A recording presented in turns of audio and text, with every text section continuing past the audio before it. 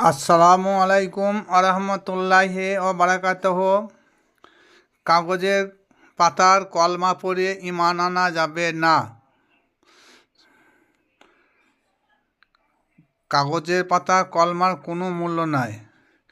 কাগজের পাতার কলমা যদি কোনো মূল্য থাকতো তা বিশ্বের মুসলিম ব্যতীত অন্য কোনো জাতি থাকতো না। যতক্ষণ আপনি আমি কলমা দেখে না পড়েছি ততক্ষণ পর্যন্ত ঈমান আনা যাবে না। যখনই কলমা দেখি পড়া হবে সেই কলমার উপর ঈমান আনা যাবে, নচেত ঈমান আনা যাবে না। ওই কলমা, যে কলমা চোখে দেখি পড়া যায়, যে কলমার কথা আছে, বাক্য আছে, সেই কলমা পড়লে মান কোয়ালা লা ইলাহা ইল্লাল্লাহ ফা দাখলুল জান্নাত বিল হিসাব, ওই কলমা একবার পাঠ করলে বিনা হিসাবে জান্নাতে যাবে। আর কাগজে পাতা কলমা পড়লে কখনো জান্নাতে দাখিল হওয়া যাবে না। কাগজে পাতা কলমা যদি মূল্য দেওয়া হয় তাহলে কোরআন মার খাচ্ছে। কারণ কোরআন বলছে, সূরা ইব্রাহিম 24 নম্বর আয়াত, এই আয়াতে আল্লাহ পাক রব্বুল আলামিন কলমার জন্য কি বলছেন? বলছে কলমা একটা বৃক্ষ। একটা বৃক্ষ সঙ্গে কেন তুলনা করলেন? একটা বৃক্ষের কয়েকটা অংশ আছে, কয়েকটা অংশ নিয়ে একটা বৃক্ষ হয়। তদ্রূপ কলমাকে একটা বৃক্ষর সঙ্গে তুলনা করেছে এই কারণে যে কলমা একটা বৃক্ষ, তার মূল আছে, তার গোড়া আছে, তার ডালপালা আছে, তার ফুল ফল আছে। এইরকম নিয়ে একটা গাছের মূল 5টি অংশ।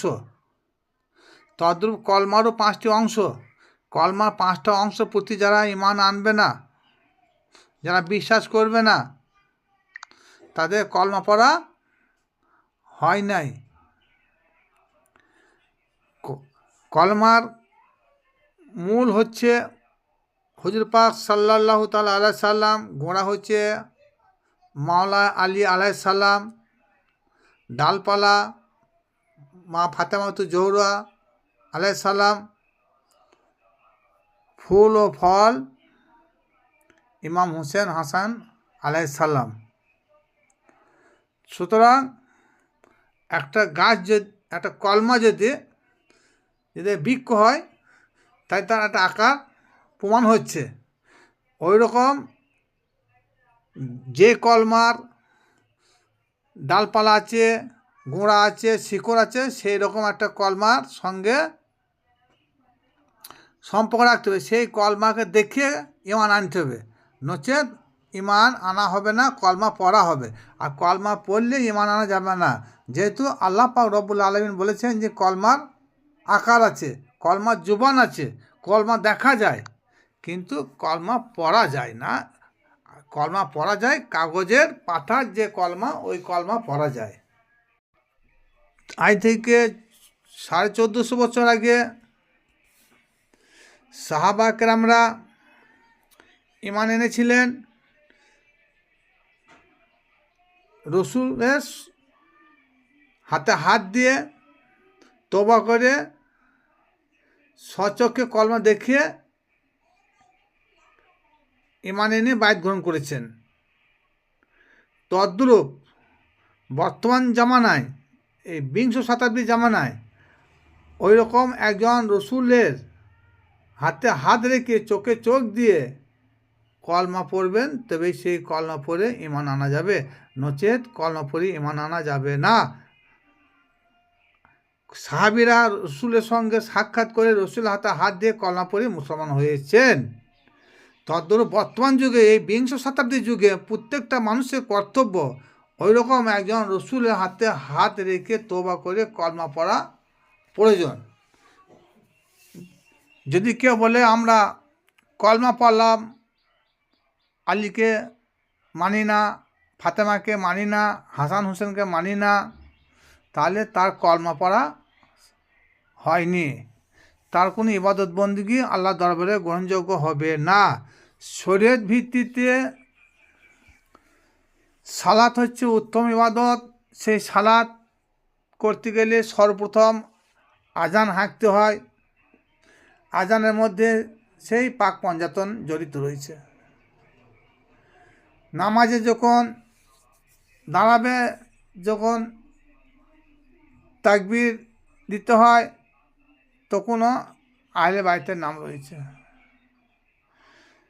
তারপরে সূরা ফাতিহা পড়তে হয়, সেখানেও আহলে বাইতের নাম রয়েছে। তাশাহুদ পড়তে হয়, যেটা বলা হয় আত্মেহাত, সেখানেও আহলে বাইতের নাম জড়িয়ে রয়েছে। যেখানে দরুদ ইব্রাহিম না পড়লে নামাজ হবে না, সেখানে আহলে বাইতের নাম জড়িয়ে রয়েছে। তাই আহলে বাইতের নাম নাই কোথা।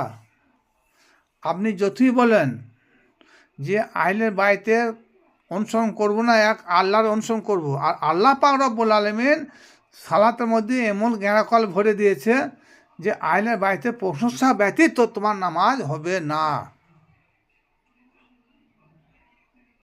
আর এইখানে সালাতের আরেকটু অংশ ছোট্ট করে বলছি। আল্লাহ রসুল পাক সাল্লাল্লাহু তাআলা আলাইহি সাল্লাম সাহাবীদের উদ্দেশ্যে বলেন, সাল্লু কামা রাইতু মুনি ইউ সাল্লি। সাহাবীদের বললেন, আমি যে রূপ নামাজ পড়ছি, সালাত পড়ছি, তদ্রূপ সেইরূপভাবে তোমরাও সালাত আদায় করো। তাহলে জলিল কদর সাহাবী যিনারা ছিলেন, তিনারা আপন রসুলের সালাত দেখেছেন, সেই রূপভাবে তিনারা সালাত কায়েম করেছেন। আর এটা হুজুর পাক সাল্লাল্লাহু তাআলা আলাইহি সাল্লামের নির্দেশ। এবার বিষয় হলো, বর্তমান বিংশ শতাব্দীর যুগে এখনকার মানুষরা কীভাবে সালাত আদায় করবে। কারণ আল্লাহ নবী তো বলেছেন, সাল্লু কামা রাইতু মুনি ও সাল্লি, আমি যেমনভাবে সালাত আদায় করেছি সেভাবে তোমরা সালাত আদায় করো দেখি। হ্যাঁ, তাহলে সাহাবীরা যেভাবে আল্লাহ রসুলের সালাত আদায় করে দেখেছে, সেইভাবে তিনারা সালাত আদায় করেছে। এখন তো আমাদের কাছে সেই রসুলটা আর তো নেই। তাহলে আমরা কাকে অনুসরণ করব, কার অনুগত স্বীকার করব, কাকে দেখি সালাত আদায় করব, একটা চিন্তার বিষয়। তাহলে আমাদের কাছে সেই নবী রসুল তার নেই। তাহলে এখন বর্তমান আপনাকে আমাকে রসুল নির্ণয় করতে হবে। রসুল নির্ণয় করার পর সেই রসুলের আদর্শ অনুযায়ী আমাকে সালাত কায়েম করতে হবে, নচেৎ সালাত কায়েম হবে না।